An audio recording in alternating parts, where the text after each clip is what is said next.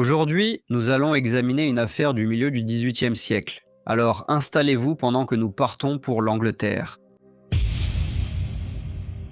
En 1758, l'entreprise de modistes dirigée par Madame Sarah Meteyard dans la distinguée Bruton Street à Hanover Square, à Londres, se portait très bien. Madame Meteyard avait 40 ans, était veuve et était efficacement assistée par sa fille, Mademoiselle Sarah Morgan Meteyard, mais que tout le monde appelait Sally. Les deux dames étaient respectées dans le quartier et leur boutique jouissait d'une excellente réputation. Madame Meteyard employait 5 jeunes apprentis qui lui étaient confiés par différents hospices paroissiaux. Prendre des apprentis issus de l'hospice était une pratique très courante à l'époque, et cela profitait non seulement à l'employeur, mais aussi à la paroisse, qui était responsable des personnes dans le besoin. L'hospice collaborait avec les maîtres. Des documents légaux étaient rédigés pour stipuler les conditions de l'apprentissage, comme la durée, généralement une période de 7 ans. Les documents contenaient également les obligations mutuelles des deux parties. La paroisse agissait alors comme intermédiaire. En supervisant le transfert de l'apprenti sous la responsabilité du maître, les apprentis apprenaient à leur métier choisi par l'expérience pratique. La régulation par les autorités locales visait à prévenir l'exploitation, et à la fin de leur apprentissage, les apprentis gagnaient leur indépendance, souvent avec un lot comprenant de l'argent ou des outils. Ce système structuré visait à offrir des compétences et des opportunités à ceux qui se trouvaient dans des situations plus défavorisées. Cependant, la vulnérabilité des apprentis, souvent issus des hospices et des orphelinats, les rendait susceptibles d'être exploités. Dans certains cas, ils faisaient face non seulement à des exigences de travail rigoureuses, mais aussi à des abus physiques et verbaux. Le manque de surveillance réglementaire, dans certains cas, permettait à des maîtres sans scrupules de privilégier leurs propres intérêts au détriment du bien-être et de l'éducation de leurs apprentis. Quand les mauvais traitements tardaient à être pris en compte, la détresse de l'apprenti restait souvent cachée derrière les portes des ateliers. Cela rendait difficile pour les autorités de révéler et de corriger les abus. De l'extérieur, on aurait dit que Madame Meteyard était une employeuse compatissante. Mais derrière les portes closes, la réalité était tout autre. En réalité, c'était une femme cruelle, égoïste et méchante, dont la seule préoccupation était elle-même et sa fille. L'une des jeunes apprenties s'appelait Mademoiselle Anne Naylor, qui, avec sa sœur, travaillait pour Madame Meteyard. Anne avait 13 ans et était connue pour être une fille assez maladive. En raison de sa constitution fragile, elle n'arrivait pas à suivre le rythme de travail de ses camarades apprentis. Cette vulnérabilité faisait d'elle une cible pour la femme brutale qu'elle servait. Madame Meteyard punissait souvent Anne pour la lenteur de son travail et parfois, elle l'enfermait dans une chambre à l'étage de la maison. Là, elle ne recevait qu'une maigre subsistance sous la forme d'un petit morceau de pain et d'un peu d'eau chaque jour. Les actes de cruauté perpétrés contre cette pauvre fille devinrent si insupportables qu'Anne finit par décider de s'échapper de l'atelier. Très tôt le matin, elle se leva, quitta la chambre qu'elle partageait avec les autres apprentis, descendit les escaliers et ouvrit discrètement la porte d'entrée, se retrouvant directement dans Bruton Street. Cependant, la simplicité de son plan masquait son impraticabilité, car elle n'avait ni argent ni aucun autre endroit où aller. La dure réalité l'attendait dans les rues froides et impitoyables. Elle chercha refuge auprès d'un livreur de lait, un homme nommé Monsieur Brown, et le supplia de la protéger du danger imminent auquel elle serait confrontée si elle retournait chez Madame Meteyard. Malheureusement, Monsieur Brown avait son propre travail à accomplir, mais sans son aide. Cela signifiait que le seul endroit où elle pouvait chercher de l'aide étaient les murs familiers, mais peu accueillants de l'asile de pauvres. Cependant, en 1758, les paroisses fermaient souvent les yeux sur la maltraitance d'un apprenti. Cela était dû à des ressources limitées, au manque de fonds paroissiaux, ainsi qu'à une acceptation générale des conditions souvent dures que les apprentis enduraient. Cela entraînait une réticence à intervenir dans les affaires entre le maître et l'apprenti. La brève évasion d'Anne s'est avérée de courte durée, car Mademoiselle Sally Meteyard l'a traquée sans relâche et l'a ramenée à l'atelier de chapellerie de Hanover Square. La colère de Madame Meteyard face au départ inopiné d'Anne a alimenté un traitement encore plus brutal à son retour. À nouveau reléguée dans une chambre du 2e étage, Mademoiselle Sally Métiard la saisit par le cou et la jetait sur le lit. Elle fut ensuite ligotée et battue avec le manche d'un balai d'une manière très cruelle. Par la suite, Anne fut emmenée dans une autre pièce, où une corde fut serrée autour de sa taille et ses mains attachées derrière elle. Elle fut attachée à la porte d'une manière qui empêchait toute possibilité de s'asseoir ou de s'allonger. Cette situation éprouvante dura 3 jours consécutifs, bien que mademoiselle Métiard lui permit de se retirer au lit aux heures habituelles du soir. Cependant, elle fut privée de toute nourriture pendant 3 jours et 2 nuits, et à cause de cela, la jeune fille déjà faible devint encore plus faible. Ses forces déclinèrent au point qu'elle ne pouvait plus monter les escaliers. Au lieu de cela, elle se mit à ramper jusqu'au grenier. Pendant qu'elle restait attachée au 2e étage, les autres apprentis étaient affectés à travailler dans une pièce adjacente. Elles assistaient à sa détresse et entendaient ses cris. Malheureusement, il leur était interdit de lui venir en aide, car Madame Métiard les menaçait de la même punition si elles essayaient de l'aider. Au 4e jour de ce traitement brutal, la voix d'Anne commença à vaciller et, peu à peu, ses paroles et ses cris cessèrent brusquement. Son corps, autrefois animé, pendait maintenant, mou, presque comme une marionnette, suspendu par les cordes attachées à la porte. Se rendant compte que quelque chose n'allait pas, les autres filles crièrent avec urgence « Mademoiselle Sally, Mademoiselle Sally, Anne ne bouge plus, Mademoiselle Sally ». Métiard monta alors à l'étage en courant et dit d'une voix sévère « Si elle ne bouge pas, je la ferai bouger ». Elle frappa sans pitié la jeune fille à la tête avec un talon de chaussure. Cependant, Anne ne réagit pas. Alors, désormais quelque peu inquiète, la jeune mademoiselle Métiard appela sa mère. Madame Sarah Métiard monta à l'étage et ordonna de couper les cordes qui avaient été utilisées pour attacher la jeune apprentie. Anne fut alors placée sur les genoux de Madame Métiard, qui demanda à l'une des autres filles de trouver une bouteille contenant des gouttes de corne de cerf. Les gouttes de corne de cerf, ou ammoniac du boulanger, étaient principalement utilisées à l'époque en pâtisserie, mais leur forte odeur faisait qu'elles étaient parfois employées de la même manière que les sels de pamoison. Après que la fille eut apporté les gouttes, elle et les autres apprentis durent descendre au rez-de-chaussée. Madame Métiard et sa fille, alors convaincues que la victime de leur barbarie était morte, transportèrent le corps dans le grenier. Sachant que leur cruauté avait causé cette mort tragique, elles tentèrent d'élaborer un plan pour dissimuler leurs actes malfaisants. Plus tard, elles descendirent et informèrent les autres filles qu'Anne avait eu une crise, mais qu'elle s'était maintenant parfaitement rétablie, ajoutant qu'elle était enfermée dans le grenier afin qu'elle ne puisse pas s'enfuir de nouveau. Afin de donner un air de vraisemblance à leur histoire, à midi, mademoiselle Sally Métiard monta une assiette de viande à l'étage, disant que c'était pour le dîner d'Anne. Le lendemain, elles enfermèrent le corps dans un coffre et le 4e jour suivant le meurtre, elles mirent leur plan à exécution. Elles laissèrent la porte du grenier ouverte et celle de la rue entr'ouverte. L'un des apprentis reçut alors l'ordre d'appeler Anne pour le dîner et de lui dire que si elle promettait de bien se conduire à l'avenir, elle ne serait plus confinée au grenier. La jeune apprentie fit ce qu'on lui avait demandé. Mais lorsqu'elle descendit, elle dit à Madame Métiard qu'Anne n'était pas là et qu'on ne la voyait nulle part. Une fouille fut ordonnée, mais après que les 4 apprentis eurent inspecté la maison, la jeune fille resta introuvable. Dame Métiard déclara alors qu'Anne avait toujours eu un caractère indiscipliné et qu'elle avait dû s'enfuir à nouveau. On ordonna aux apprentis de ne plus en parler. La sœur de la défunte, qui servait sous la même maîtresse cruelle, se confia à un locataire de la maison.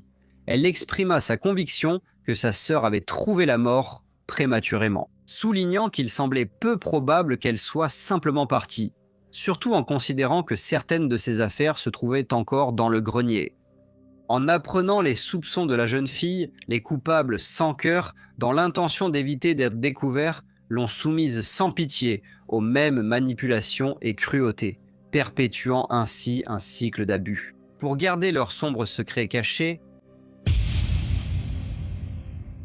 le corps de la jeune Anne Naylor avait été placé dans un coffre, enfermé dans le grenier, mais Madame Métiard savait qu'il ne pourrait pas y rester indéfiniment. 2 mois après le meurtre, la porte du grenier restait toujours scellée. Cela masquait quelque peu l'odeur putride qui émanait du coffre et le secret macabre qui était gardé dans la petite pièce au sommet de la maison. Cependant, craignant désormais d'être découverte, Madame Métiard jugea nécessaire de se débarrasser des restes de la malheureuse victime. Par conséquent, Le soir du 25 décembre et aidée efficacement par sa fille, Madame Métiard commença à découper le corps en morceaux. La tête et le torse furent enveloppés ensemble dans un tissu, tandis que les membres, à l'exception d'une main, furent enveloppés dans un autre, destiné à être détruit par le feu. Une fois que l'apprenti s'était retiré pour la nuit, Madame Métiard plaça la main dans le feu, prononçant ces mots « Le feu ne parle pas ». Elle avait initialement prévu de se débarrasser complètement des restes de la malheureuse jeune fille en les brûlant dans le feu. Mais elle y a renoncé, craignant que l'odeur que cela dégagerait n'attire une attention indésirable. À la place, elle a modifié son plan et, la même nuit, accompagnée de sa fille, a transporté les parties du corps, enveloppées jusqu'à la bouche d'égout, dans Chick Lane. Son plan était de jeter les parties du corps par-dessus le mur, dans l'égout commun. Cependant, elle a rencontré des difficultés à le faire et a finalement laissé les paquets dans la boue et l'eau qui s'était accumulée devant la grille à l'entrée de l'égout. Ce n'était pas le meilleur endroit pour les laisser, et ils furent rapidement découverts lorsqu'autour de minuit, un veilleur tomba sur les fragments et alerta aussitôt le constable. Cherchant des conseils, le constable s'est adressé à l'un des surveillants de la paroisse, qui a organisé la collecte des restes de la pauvre jeune fille pour les emmener au poste de garde. Le lendemain, la nouvelle de la découverte parvint à monsieur Infraville, le coroner local. Après avoir examiné les preuves présentées par le veilleur et le constable, il supposa qu'il s'agissait des restes d'un cadavre qui avait été prélevé du cimetière à des fins médicales. Par conséquent, monsieur Infraville décida de ne pas convoquer de jury pour approfondir cette découverte mystérieuse. Il semblait que madame Sarah Métiard et sa fille s'en étaient tirées après avoir commis un meurtre. Il fallut 4 ans pour que la vérité macabre de ces meurtres éclate, et la révélation se produisit d'une manière à laquelle personne ne s'attendait. La mère et la fille étaient constamment prises dans des conflits. Bien que mademoiselle Sally Métiard soit majeure, elle aussi avait commencé à subir des coups réguliers et un traitement brutal de la part de sa mère. Frustrée et provoquée, elle commença à proférer des menaces, parlant parfois de se faire du mal, et d'autres fois laissant entendre qu'elle allait dénoncer la vieille femme comme meurtrière. Finalement, la rumeur de cette affaire sinistre parvint aux surveillants de la paroisse de Tottenham, et cela mena à l'arrestation et à l'incarcération de la mère et de sa fille, qui furent alors placés dans les sinistres murs de la prison de Newgate. Le mercredi 14 juillet 1762, Madame Sarah et Mademoiselle Sally Métiard furent inculpées pour le meurtre volontaire et malveillant de Mademoiselle Anne Naylor, en l'ayant agressée, battue, couverte de contusions et en la laissant mourir de faim.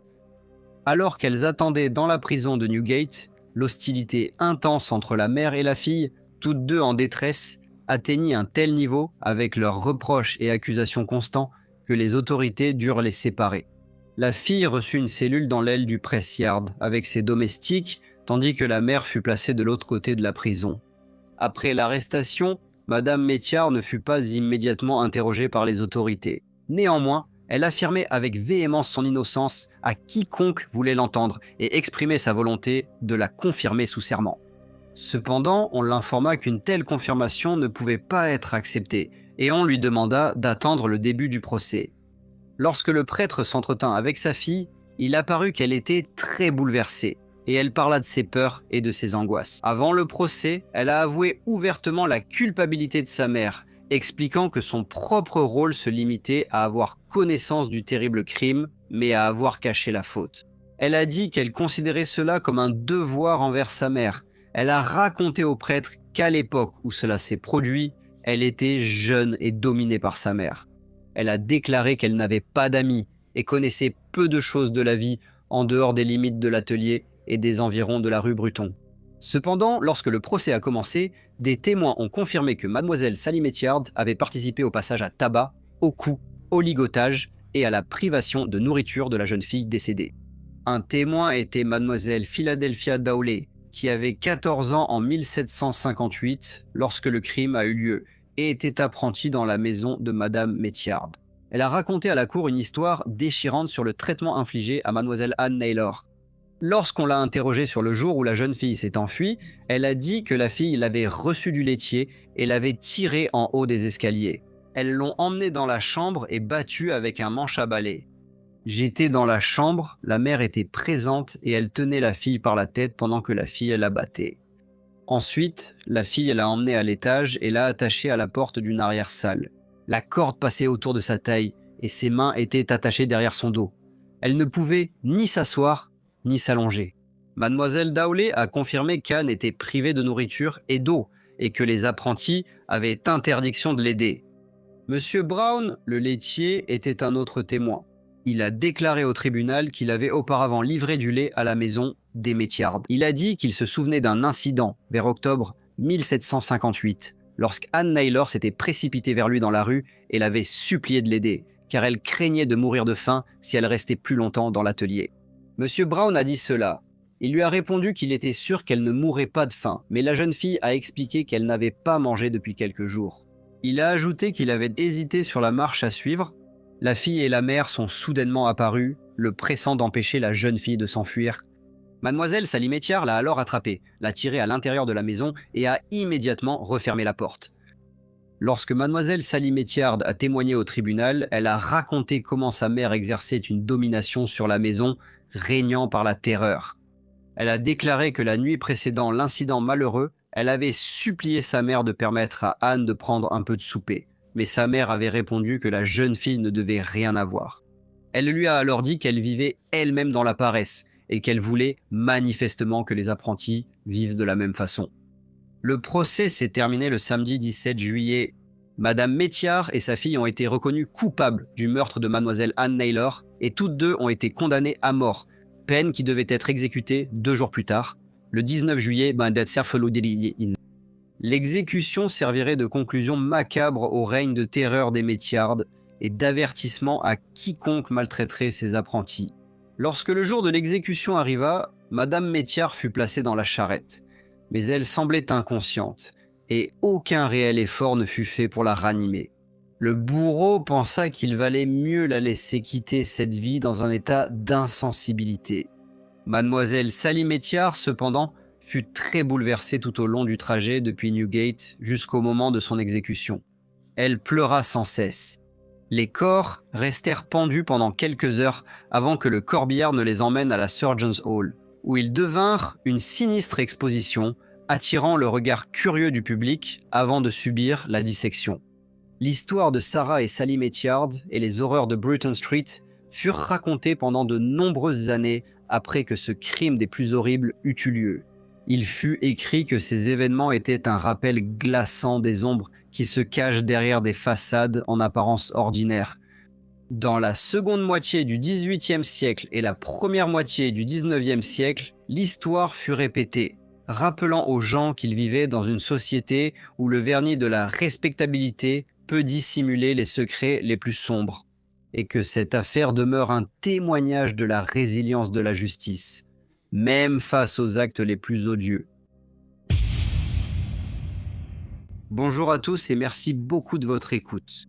Comme d'habitude, n'hésitez pas à laisser vos commentaires ou retours, et j'espère vous retrouver tous dans le prochain Briefcase.